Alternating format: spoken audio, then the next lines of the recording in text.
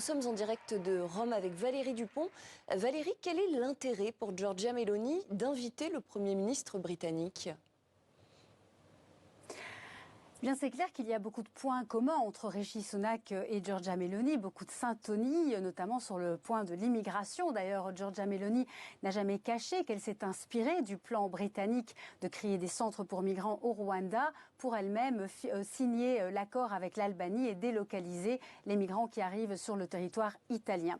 Et d'ailleurs, Rishi Sunak est venu à Rome pour parler essentiellement d'immigration. Il a rappelé que les partis conservateurs européens seront crédibles aux yeux de leurs électeurs le jour où ils arriveront à bloquer totalement l'arrivée des clandestins, des migrants illégaux comme ils les appellent. Et c'est évidemment ce que Giorgia Meloni veut que ses électeurs entendent, puisqu'elle-même cette année a eu quelques difficultés à freiner l'arrivée des migrants sur le territoire italien.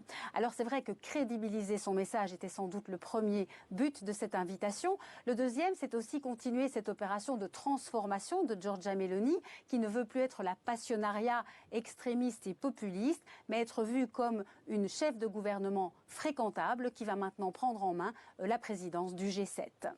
Et ça veut dire que Giorgia Meloni, elle voit le parti conservateur britannique comme une sorte de modèle ?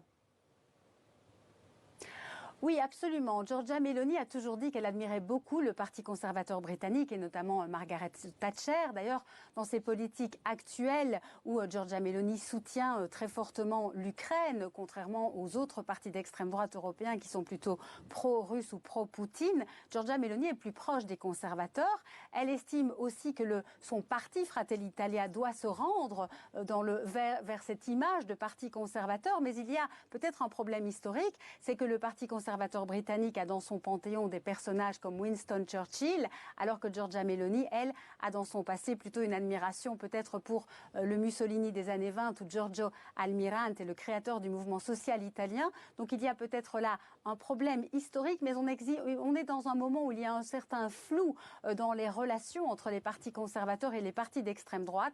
Voilà pourquoi certains peut-être peuvent fréquenter des lieux qui n'auraient pas été fréquentables il y a encore quelques années.